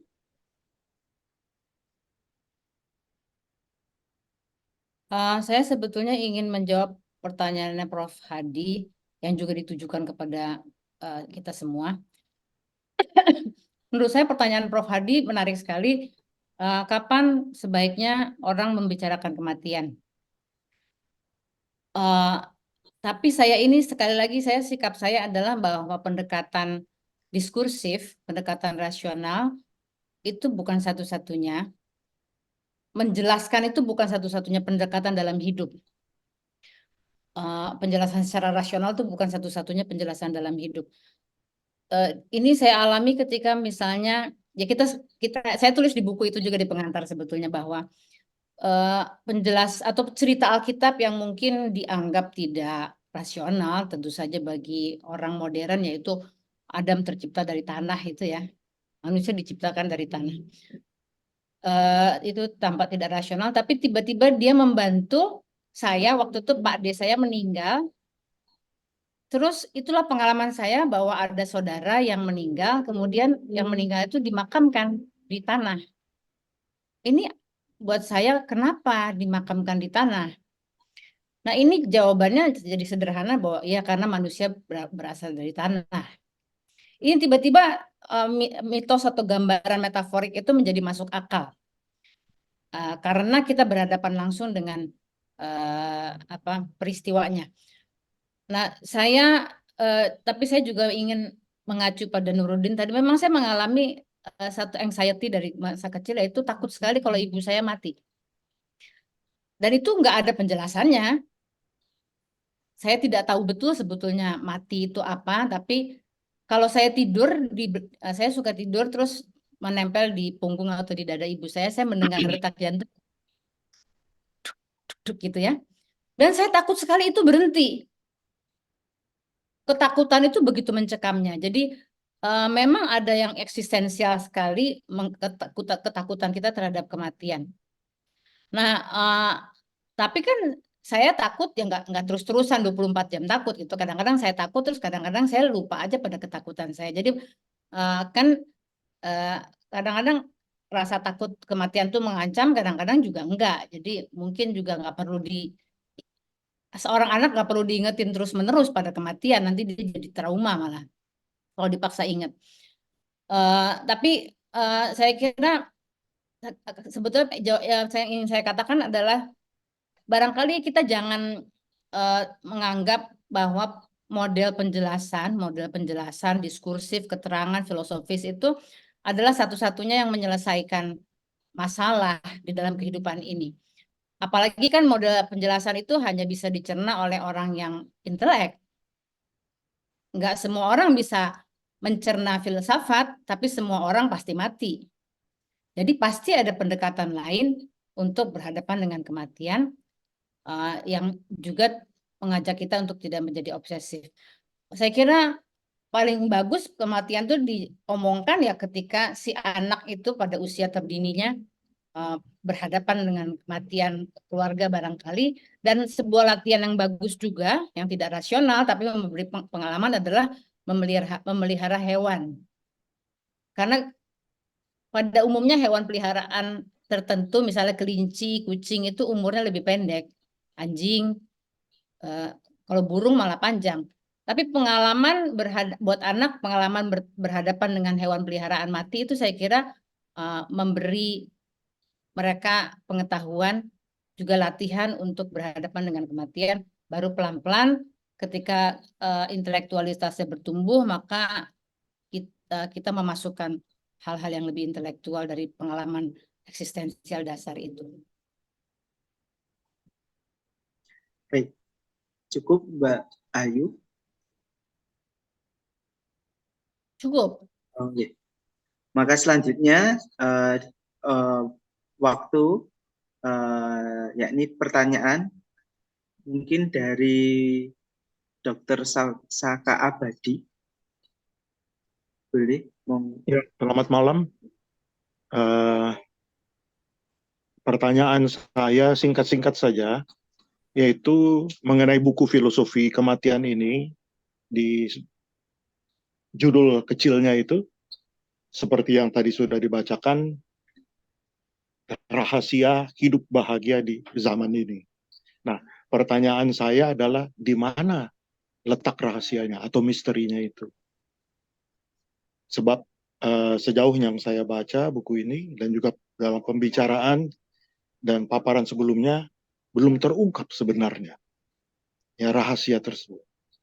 Malahan pada waktu presentasi atau pengantar, malahan sudah diberikan semacam dalam tanda petik disclaimer, memang kita tidak membicarakan hal-hal yang berkaitan dengan kajian empiris.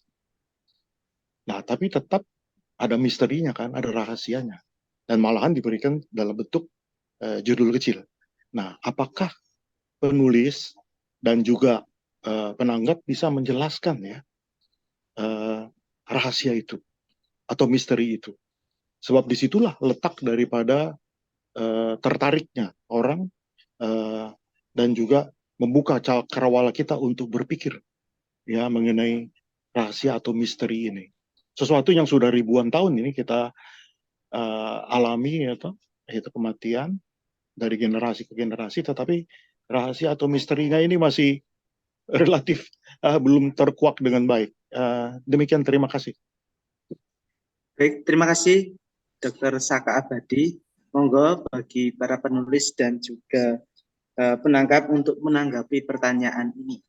Ya, terima kasih Dr. Saka, senior saya, ini guru kami, Circles. Thank you sudah membaca buku kami, Prof. Dr. Saka, kebahagiaan memang muncul dari kesadaran akan singkatnya hidup ini ya, Dr. Saka. Seperti yang sering kali kita bahas dan apa yang kami syiratkan dalam buku kami. Jadi kebahagiaan tentu kami memisahkan dengan kesenangan. Tapi satu keputusan di dalam kehidupan ini bahwa saya bisa menerima realitas yang saya alami dan saya mau menjadi bahagia. Dan itu muncul dari kesadaran bahwa hidup ini singkat untuk dijadikan momen-momen yang hanya selalu mengeluh dan menjadi tidak puas dengan apa yang kita alami. Dan di dalam kefanaan itu, akhir daripada apa yang akan kita alami adalah kematian. Sehingga melalui menerima realitas ini, kita diajak untuk menjadi orang-orang yang lebih baik, gitu. Menjadi orang-orang yang mencoba menjadi manusia yang lebih bertanggung jawab, lebih rasional, lebih beretika. Dan itu yang sebenarnya kami coba tawarkan melalui buku ini, meskipun tidak secara tersurat. Karena memang buku ini secara dasar tidak mau memberikan pengajaran yang doktrinal kepada para pembacanya, tetapi kami mau mengajak para pembaca untuk menemukan. Tentu tadi Mbak Ayu mengatakan bahwa supaya pembaca menemukannya sendiri.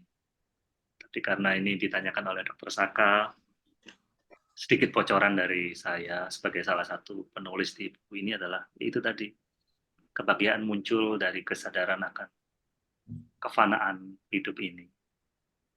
Demikian. Tetap tersedia. Ya, terima kasih.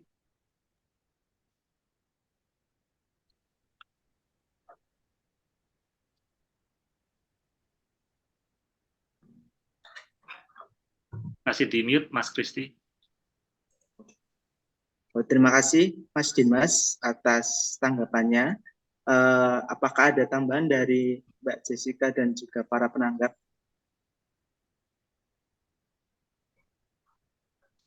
Dari saya tidak ada. Oke. Baik Ibu, dirasa cukup. Selanjutnya ada Mas Yeremia Satria. Bisa dipersingkat pertanyaannya Mas atau tanggapannya karena mengingat waktu. Mas Yeremia. Ya, terima kasih. Mohon maaf, suara saya masih bisa terdengar.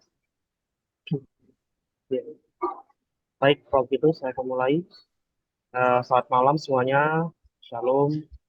Selamat malam Kak Dimas.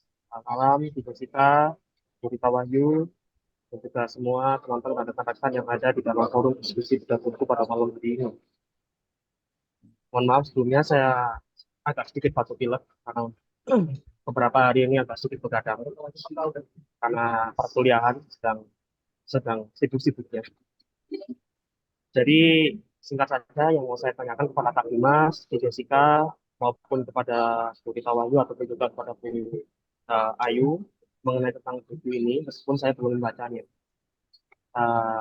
Perkenalkan, mohon maaf, tadi saya belum mengenal diri. Nama saya Yeremia Satria, saya berasal dari Sidoarjo.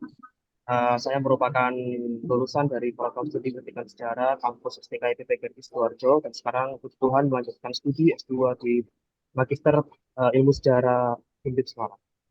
Pada kesempatan malam hari ini, izinkan saya bertanya kepada para penulis dan juga kepada para penanggap di dalam diskusi malam hari ini. Ini juga ada senior saya di Sendria.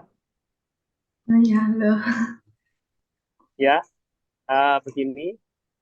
Yang ingin saya tanyakan adalah mengenai tentang arti kematian di dalam buku ini. Meskipun mungkin dalam hal ini saya akan menanyakan dalam hal tanggapan pada para penulis atau kepada para penanggap mengenai tentang kematian di dalam sejarah, masuk tentang orang-orang besar. Kalau di sini tadi sempat disebut-sebut tentang seorang tokoh yaitu Prof. Peter Carey, yang dimana beliau sudah banyak memberikan pengabdian hidupnya mengenai tentang tulisan-tulisan beliau tentang Mas Antowiryo alias Pangeran Diponegoro yang kita kenal dalam sejarah.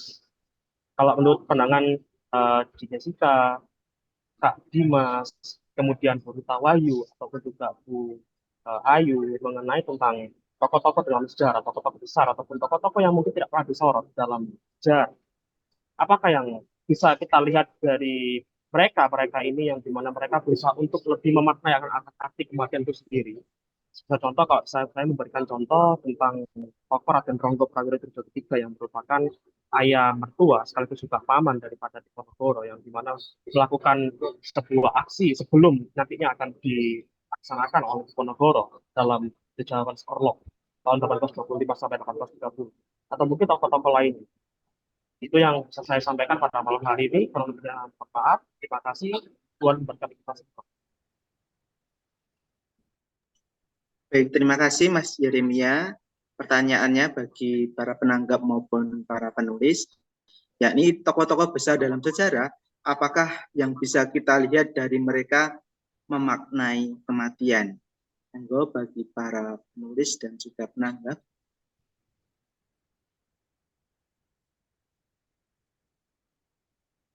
Ya, pasti Jessica dulu, silahkan. Ya, pertanyaannya apa ya? Ini saya ulangi, tokoh-tokoh besar dalam sejarah, apakah yang bisa kita lihat dari mereka dalam memaknai kematian? Itu, Mbak Jessica. Oh iya, di buku itu justru jawabannya. Mungkin Mas Yeremia nanti bisa beli bukunya, membaca bukunya. Nah, di situ kami juga membahas mengenai beberapa tokoh-tokoh itu ya di situ ya. Bagaimana kami juga bisa belajar dari tokoh-tokoh tersebut yang membahas kematian sebelumnya gitu ya. Dan jadi memang buku ini kami mengakui bahwa bukan pikiran kami murni 100% ya. adalah pemikiran yang lahir dari diri kami sendiri, tetapi kami juga mengakui, kami juga mengutip juga dari banyak pemikir-pemikir sebelumnya yang membahas mengenai kematian. Itu aja dari saya. Terima kasih Mbak Jessica. Ya, Mas Dimas atau Bu Rita atau Bu Ayu? Dari saya tidak ada, Tambahan? Mas. Oh, baik. Oke. Kalau cukup dari pertanyaan Mas Yeremia, selanjutnya dari Mbak Sendria Kwanda untuk bisa memberikan opininya mengenai buku ini. Ya, terima kasih atas kesempatannya. Jadi saya udah baca buku ini ya sampai habis. Dan menurut saya nih buku yang luar biasa sekali dari Kak Dimas dan Kak Jessica. Karena meskipun tipis itu bisa mengajak orang kayak ngobrol gitu. Jadi setiap kali kita baca satu-satu itu bisa kayak ngobrol sama teman karena bahasanya pun juga santai ya. Nah, yang menarik menurut saya dari buku ini tuh benar itu tadi ya. Jadi nggak kayak kita dikasih doktrin, tapi justru dari kejadian-kejadian sederhana tentang merenungkan kematian, kita tuh bagaikan lihat kayak teka-teki atau kalau di Zen Buddhism itu ada namanya koan. Jadi biasanya guru spiritual cuma bilang sesuatu kayak tebak-tebakan, terus kita merenungkan sendiri, nanti kita dapat jawabannya atau insight-nya sesuai dengan pemahaman kesadaran masing-masing. Nah, setelah baca buku Filosofi Kematian ini, meskipun dia bilangnya kebanyakan tentang renungan-renungan kematian, tetapi itu membuat saya juga di sisi aspek-aspek lain itu semakin menyadari. Jadi kalau kayak di ajaran China kan semua kehidupan kita ini kan natural, musim semi, musim gugur, kemarau, hujan, datangnya natural. Demikian juga kayak kehidupan, kematian, itu kan ada dan tiada, kayak saling melahirkan satu sama lain. Nah, dari situ, dari buku ini tuh lebih bisa memahami itu dan memanifestasikannya di kehidupan sehari-hari. Karena apa? Karena kan di kehidupan kita ini kita seringkali melekat terhadap sesuatu ya. Jadi dari kita, oh aku suka ini dan aku tidak suka ini. Terus habis itu kan juga kemelekatan. Oh, aku suka kehidupan, aku nggak suka kematian. Aku suka kekayaan, tapi aku nggak suka kemiskinan. Dari suka dan tidak suka itu kan kemelekatan. Jadi kita seringkali diombang-ambingkan hanya karena pingin yang ini, pingin itu. Tapi dari renungan-renungan ini kita jadi bisa menyadari kalau sebenarnya itu semuanya tidak kekal kayak jadi lebih bisa legowo menerima. Mungkin kalau teorinya aja bisa, cuma melalui perenungan kita lebih bisa menjalani hidup itu lebih enjoy karena hidup kan sangat singkat. Jadi sayang sekali kalau kita tidak bisa hidup di saat ini dan sekarang. Dari saya seperti itu sih. Ya.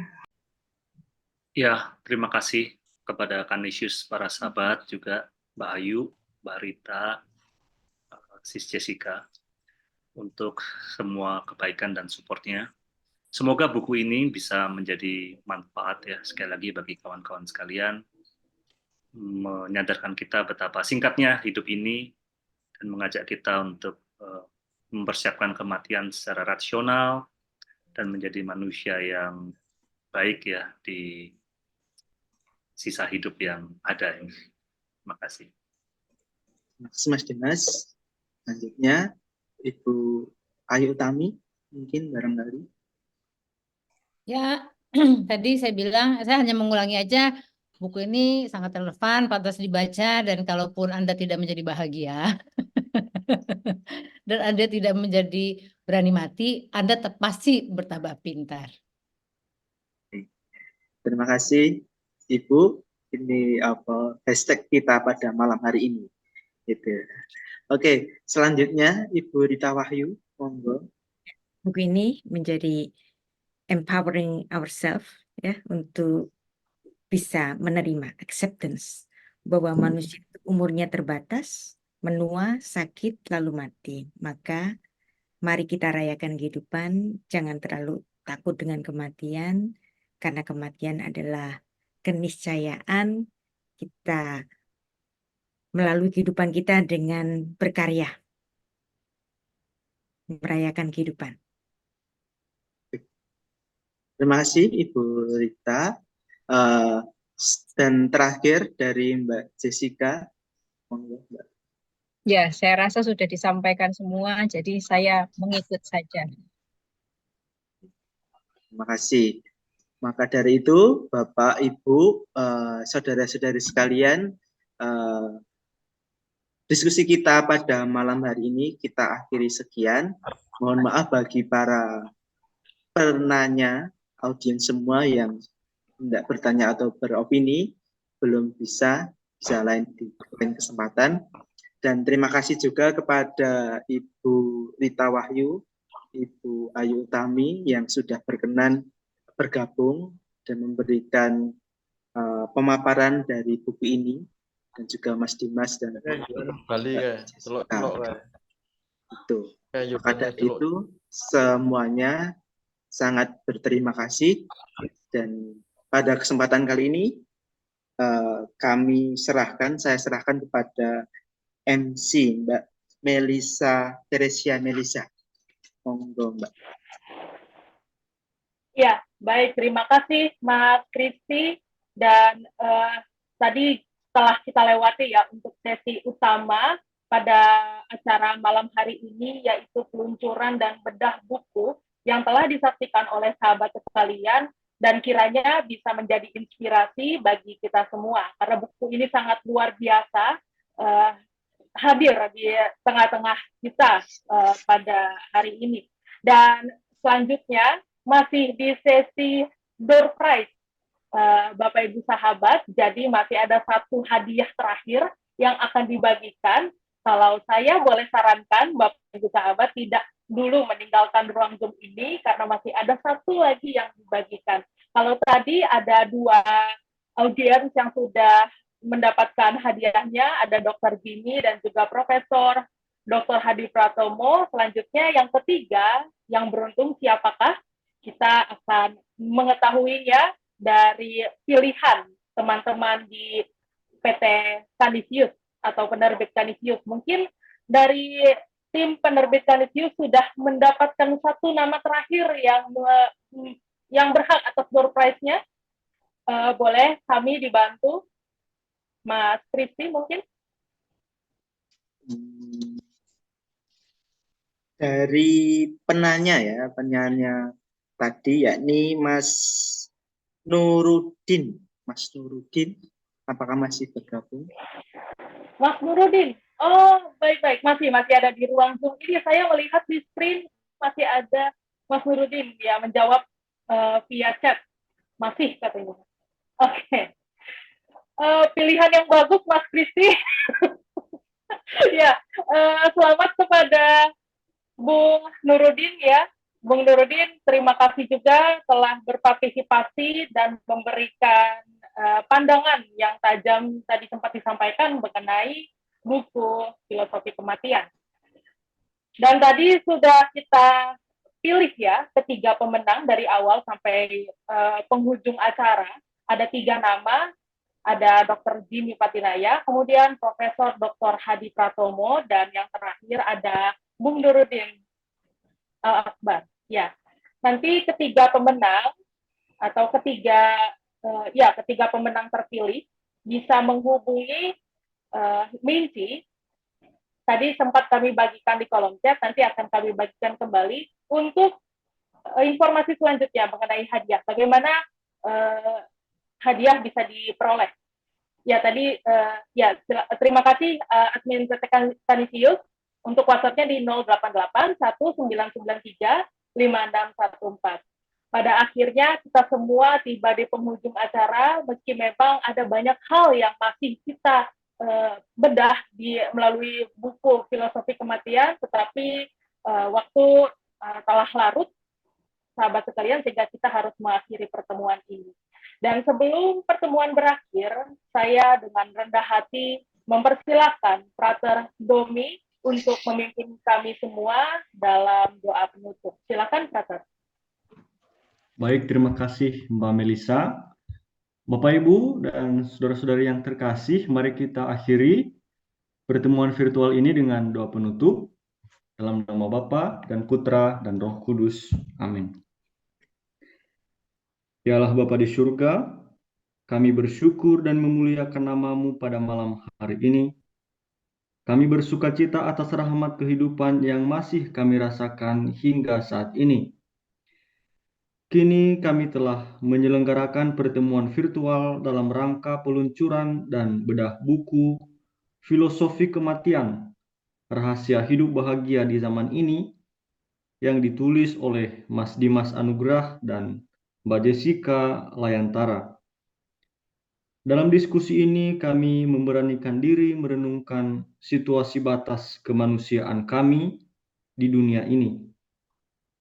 Berbagai perspektif para tokoh-tokoh filsafat yang dimunculkan oleh para penulis dalam buku ini memperluas cara kami memaknai situasi batas atau kematian sebagai bagian dari diri kami. Kami juga bersyukur bisa diinspirasi oleh para peserta yang menanggapi, yang menyampaikan opini, dan juga kesan setelah membaca buku melalui pertemuan virtual yang kami adakan pada malam hari ini. Semoga diskusi ini menginspirasi kami menghargai, merayakan, dan memaknai anugerah kehidupan yang Engkau berikan kepada kami, sekaligus menerima kematian sebagai bagian yang tidak terlepas dari kemanusiaan kami. Sesaat lagi kami akan mengakhiri pertemuan ini. Biarlah kuasa-Mu yang senantiasa menaungi kami, demi Kristus Tuhan dan pengantara kami. Amin. Dalam nama Bapa dan Putra dan Roh Kudus. Amin. Terima kasih, Mbak Meli. Ya, terima kasih, Frater, untuk doa penutup yang sempat dibawakan tadi. Dan terima kasih kami sampaikan kembali untuk partisipasi dan waktu yang diberikan untuk acara ini kepada para pembedah buku, yaitu Mbak Ayu Utami dan Ibu Rita Wahyu, kemudian kepada para penulis, yaitu Mas Dimas Anugrah dan Mbak Jessica Layantara, serta Mas Moderator, Mas Kristi dari penerbit Canisius. Terima kasih. Saya selaku MC Teresa Melisa, saya pamit undur diri dan sampai jumpa. Terima kasih Mas Kristi. Terima kasih semua. Terima kasih Mbak Ayu, Mbak Rita, Sis Jessica, Bu Irma, terima kasih. Foto bersama dulu. Frater Domi, terima kasih. Terima kasih Mas Dimas. Prof. Hadi, terima kasih banyak. Yeremias. Sis Andrea, thank you ya. Ya, terima kasih. Ada foto bersama, Mas. Foto bersama dulu, Mas Dimas. Ayo foto yuk, foto. Siapapun yang masih hadir. Ya. Siapapun yang masih join. Terima kasih, Bang Ucok. Siap.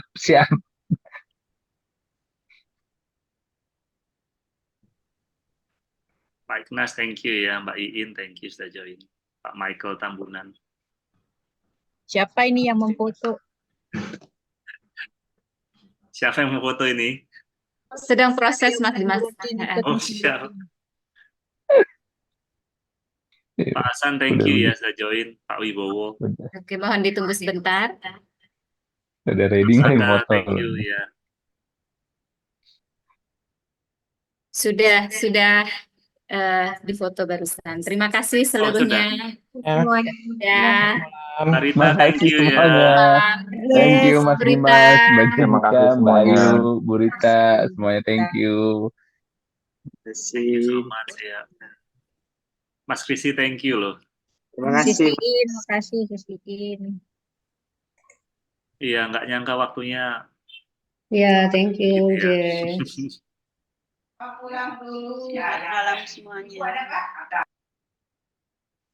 Bu Krisna ini di kota Jogja atau di Sleman ya? Oh, Sleman, Mas Dimas.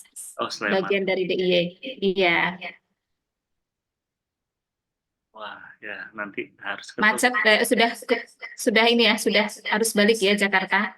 Sudah kembali normal. Belum pulih sih sepenuhnya, belum. Tapi tampaknya minggu ini akan pulih macet. Iya. Mas Kristi, thank you ya, bagus sekali moderasinya. Terima kasih Ya, Mas, makasih masih Bu belajar. Kristi. Mohon maaf kalau ada kekurangan-kekurangan Mas Kristi. Sama Mas, saya juga banyak kekurangan Mas. Bagus kok. Senang sekali nampaknya para peserta juga ini ya, antusias. Sias. Ya, syukur alhamdulillah. Di Iya. Tuhan ya. Teman-teman antusias. Tadi ada 210 peserta ya Mas ya? Ya, sekitar 210 ya. Puncaknya 211 sempat saya lihat ada 211. Padahal yang daftar 180 sekian ya. Ya, biasa itu polanya begitu. Di last minute join biasanya seperti itu. Ya, ya. Pak Herjon Panggabean, thank you sudah join. Ibu Rosmiati, Mas Galih, terima kasih ya. Felicia Tungadi, thank you. Ya, Pak Panggabean, thank you sudah join ini. Kembali. Dari circle banyak ya Mas Dimas ya. Wah, lumayan. Ada Pak Panggabean, Dr. Saka, Mas Nurudin, banyak. Salam kenal semua. Wah, ini ada Mas Gali Resa Suseno. Ini Mas Gali dari Jogja juga. Ini seorang pelukis. Bro Gali, thank you sudah join ya. Tadi itu dari Maluku, Sulawesi Selatan, terus Manado, Sidoarjo. Tadi di atas itu pada absen. Iya, banyak banget. Kepulauan Aru, Wih.